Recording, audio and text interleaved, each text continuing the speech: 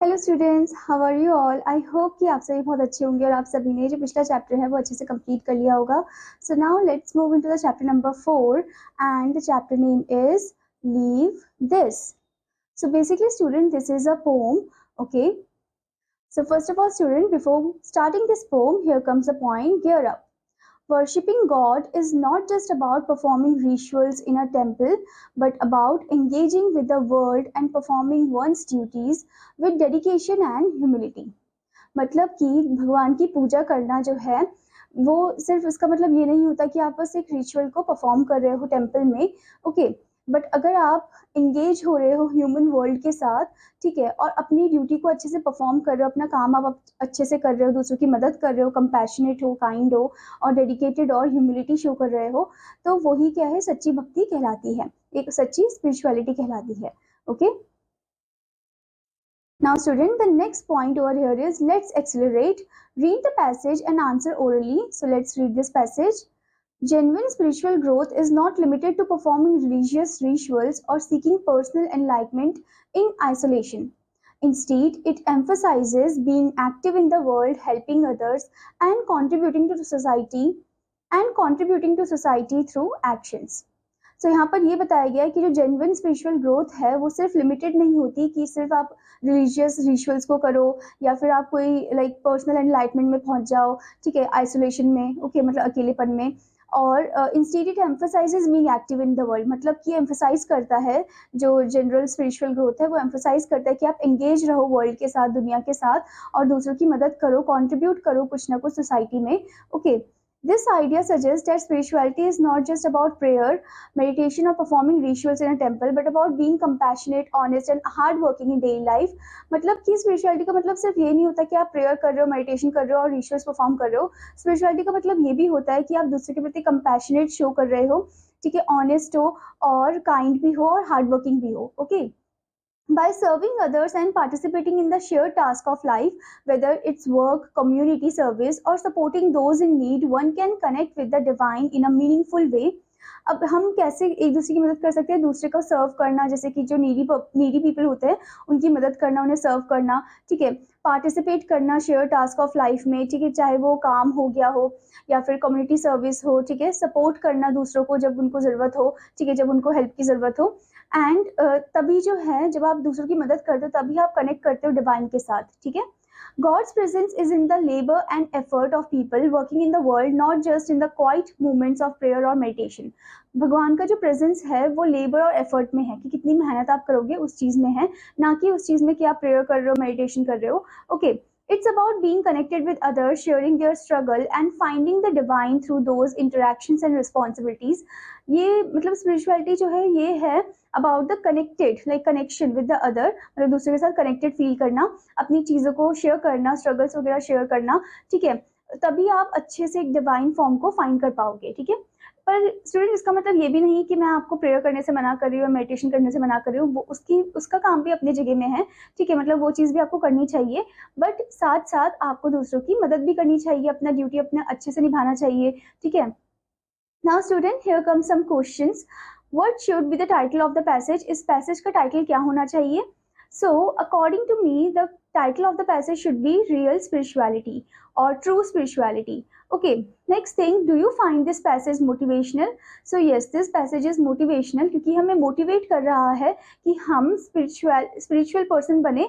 Spiritual का मतलब ये है कि हम दूसरों की अच्छे से मदद करें, ठीक है, प्रेयर वगैरह तो कर रहे हैं बट उसके साथ हम अपना काम भी अच्छे से करें और दूसरों की मदद करें। Okay, next thing is what did you learn from this passage? इस पैसेज से हमने ये सीखा कि कैसे हमें अपनी ड्यूटी अच्छे से परफॉर्म करनी चाहिए, ऑनेस्ट होकर, ठीक है, काइंड होना चाहिए दूसरों के प्रति, हेल्प करना चाहिए दूसरों को, नीडी पर्सन को, ठीक है, और साथ ही साथ प्रेयर मेडिटेशन तो चलता ही है। Okay, now student, what do you understand by rituals? Rituals का मतलब क्या होता है? रिचुअल्स जैसे कि जब हम पूजा पाठ वगैरह करते हैं, ठीक है, तो ये कुछ ऐसे रिचुअल्स होते हैं जो हम परफॉर्म करते हैं, जैसे कीर्तन हो गया या फिर कहीं हवन हो गया, ठीक है, तो ये क्या होते हैं? रिचुअल्स होते हैं, उसमें कुछ ना कुछ मंत्रास होते हैं जो पंडित जी बोलते हैं, ठीक है, प्रीस्ट बोलते हैं। Next thing is about spirituality. So what is spirituality? Spirituality means to do prayer, meditation and also to perform your duty well. Okay, spirituality का मतलब सिर्फ ये नहीं कि आप prayer meditation करो, उसके साथ साथ आप अपना हार्ड वर्क भी करो, ठीक है, क्योंकि अगर आप सोचोगे कि आप मेडिटेशन करके ही सब कुछ पालोगे, ऐसा नहीं होगा, आपको कुछ हार्ड वर्क भी करना होगा उसे पाने के लिए, ठीक है, और आपको हेल्प भी करनी होगी दूसरों की, ठीक है, एकदम काइंड ऑनेस्ट बनना होगा. Okay, now student, here comes the point perspective matters. What's true spirituality about? एक सच्ची spirituality क्या होती है? Options are worshipping God throughout the day, मतलब दिन भर बस भगवान की पूजा करना. Next one, serving and working alongside other, मतलब कि दूसरों को सर्व करना और उनके साथ काम करना मिलजुल कर. So the correct answer is option B, that is serving and working alongside others. Okay.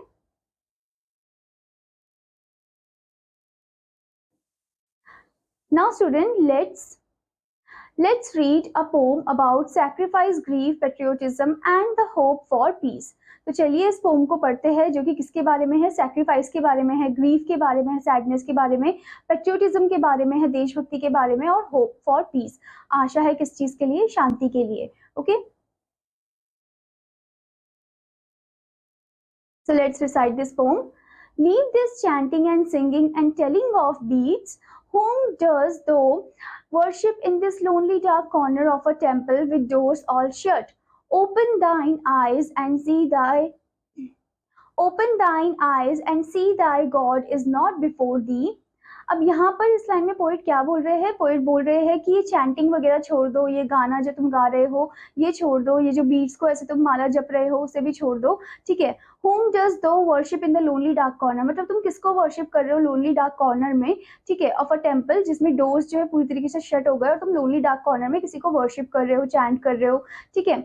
Open दाइन आइज मतलब अपनी आंखें खोलो, ठीक है, एंड सी दाई गॉड, और अपने गॉड को देखो, अपने अंदर के एक भगवान को देखो, ठीक है. इज नॉट बिफोर दी मतलब वो तुम्हारे आगे नहीं है.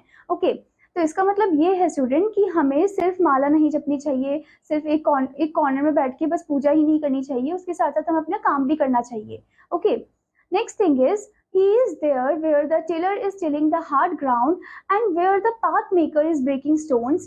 He is with them in sun and in shower, and his garment is covered with dust.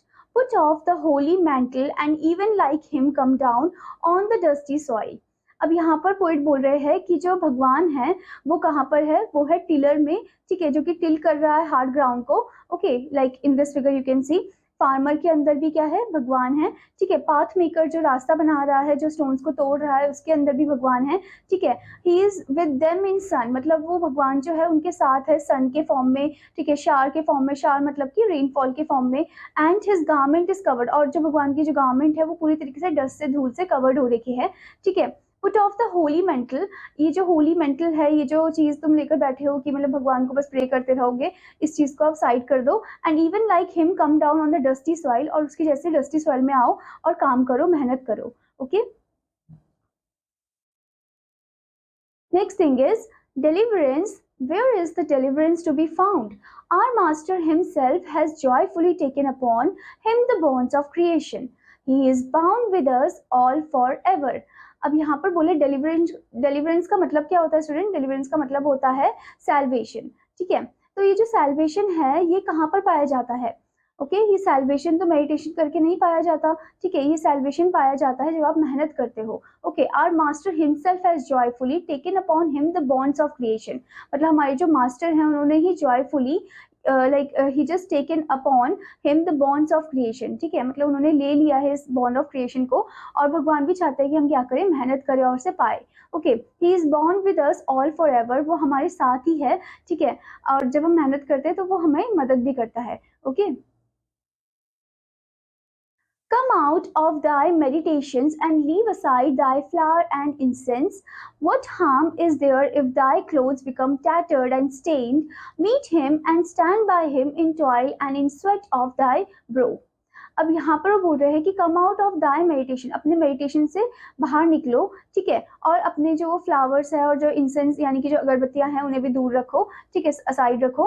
What harm is there if thy clothes, मतलब क्या हार्म होगा अगर तुम्हारे जो क्लोथ्स हैं, ठीक है, वो एकदम टैटर हो जाए, खराब हो जाए, या फिर स्टेन हो जाए, धूल मिट्टी लग जाए उसमें, तो इससे ये भी पता चलेगा कि तुमने कितनी मेहनत की है करके, ठीक है। Meet him and stand by him in toil, मतलब मिलो उससे, उन भगवान से मिलो जो कि वहां पर काम कर रहा है, मेहनत कर रहा है, ठीक है, and stand by him toil and in sweat of thy bro, okay, और वो जो है एकदम पसीने से भीगा हुआ है, उसकी जो आईब्रो है, उसका जो फोरहेड है, पूरा पसीने से भीगा हुआ है, ओके, तो देखो कितनी ज्यादा वो मेहनत कर रहा है, okay.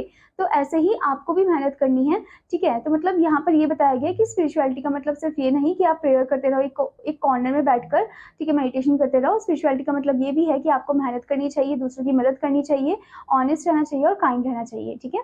So this beautiful poem is written by Rabindranath Tagore, okay students.